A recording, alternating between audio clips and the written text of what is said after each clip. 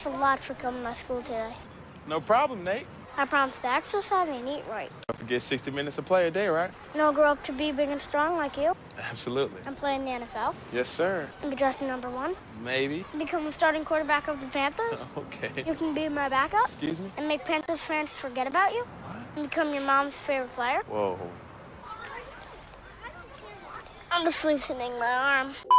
Oh my God. Yeah, so Cam Newton got cut by the Patriots, but he just got signed by that high school Bishop Sycamore. Oh my God. I know, that was a good one. That was a good one. I'll be here all night. Anyways, what is going on, y'all? It is the Caveman back at it again with another video. And wow.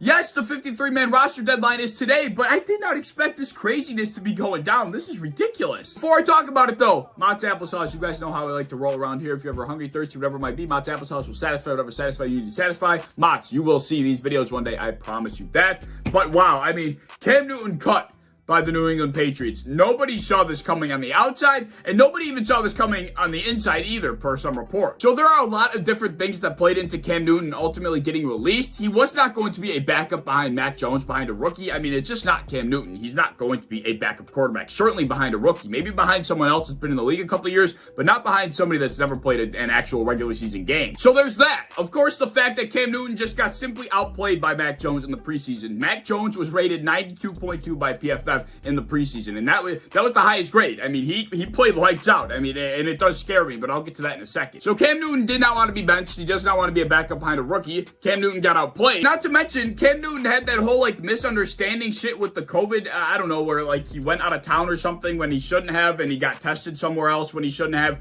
I don't even know what the actual story was, but Cam Newton had some COVID screw up where he had got tested somewhere else and he had to be away from the team for 5 days. That snafu probably played a large part in this decision. And on top of the fact, not to mention that we all know that Bill Belichick means business, and we know that the vaccine has become a business decision for people in the NFL. It's no longer a personal decision or a political decision as far as the NFL goes. It's a business decision to help your team win, and that's the bottom line. And Bill Belichick is all about his business. Cam Newton wasn't vaccinated, just a whole nother reason why Bill Belichick was like, see ya, Cam, you know, we got a capable rookie here. We don't need you. I did have this conversation a few times before this actually happened, maybe a week or so ago. People were saying, do you think that, this COVID misunderstanding with Cam Newton will open the door to Mac Jones being the week 1 starter? I really didn't think so, let alone having Cam Newton get completely cut. I didn't think that thought was in my mind. I thought Bill Belichick would roll with the veteran for at least the first couple games. I mean, Cam Newton's gone. It's still mind-blowing to me. As you put all the pieces together after the fact, it does make sense, right? Like I said, I mentioned all the reasons why Cam Newton ultimately got cut.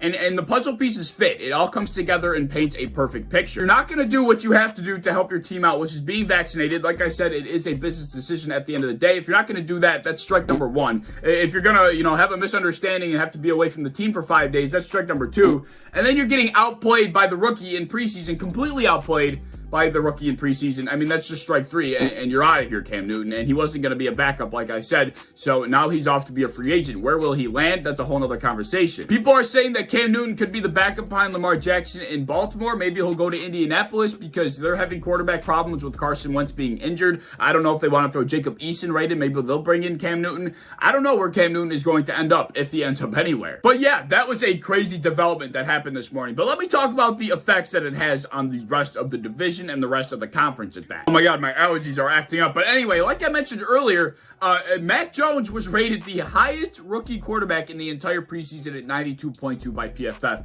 He balled out, and I mean, it was a little frightening to watch, like I mentioned earlier as well. As a Bills fan, watching Mac Jones get in such a rhythm, the same rhythm that we watched Tom Brady be in for years upon years upon years in the AFC East, it was basically the same thing. Mac Jones in New England, Mac Jones in that system is just the best fit that we've seen out of any rookie quarterback in this entire class. He fits right in. It's like Tom Brady left, and Mac Jones, just a younger Tom Brady, fit right into that mold. And I might be exaggerating. I'm not going to say he's going to go win 7 rings and be a super franchise again, but still, it frightens me. It doesn't scare me for the immediate future. I'm not expecting Mac Jones to come in and run the AFC East right away, but definitely for the long-term future, this is going to be something that, this day is going to be one we remember. August 31st, 2021 is the rebirth of Tom Brady 2.0 with Bill Belichick in New England. I'm telling you, That's what I see, and I think I'm not the only one when I say that. But honestly, though, Mac Jones went out there in preseason, and he showed he was the most game-ready quarterback out of any quarterbacks in this entire class. His poise, his ability to get in a rhythm, he was making reads and then hitting those reads perfectly.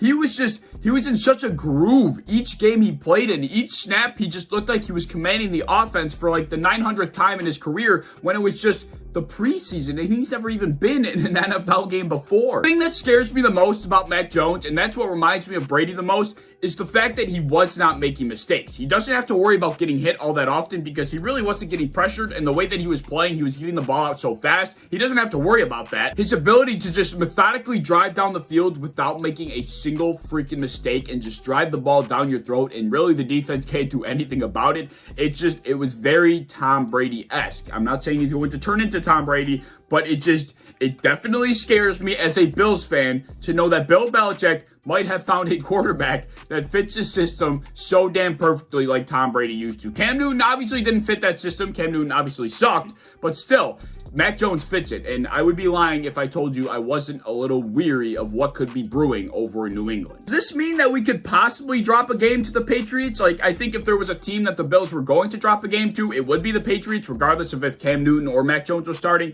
But now I think the chances slightly go up. I don't think we should lose a game to the Patriots by any means. But like I said, as far as the immediate future goes, I'm not worried at all. We're the Buffalo Bills. We still like to kick ass. We're still going to kick ass. I'm not worried about it. Long-term future, I'll be worried about when that gets here. But for now, who gives a shit? We're still the Buffalo Bills, still the second most dominant team in the AFC. Cam Newton getting released was pretty wild. I wanted to give you my take on it. That was about all I have to say. Let me know your thoughts down in the comment section below. If you enjoyed the video, and I hope you did, please like, subscribe, do all the fun stuff. If you want to hit the bell to be notified when I upload, I would appreciate that. If you're over to Twitter, follow me over there. I would appreciate that as well. I am a part of the built-in Buffalo content creation team. If you enjoy Buffalo Bills content, be sure to follow and subscribe to us on any social media that you may have. And I hope to see you in the next one. Peace.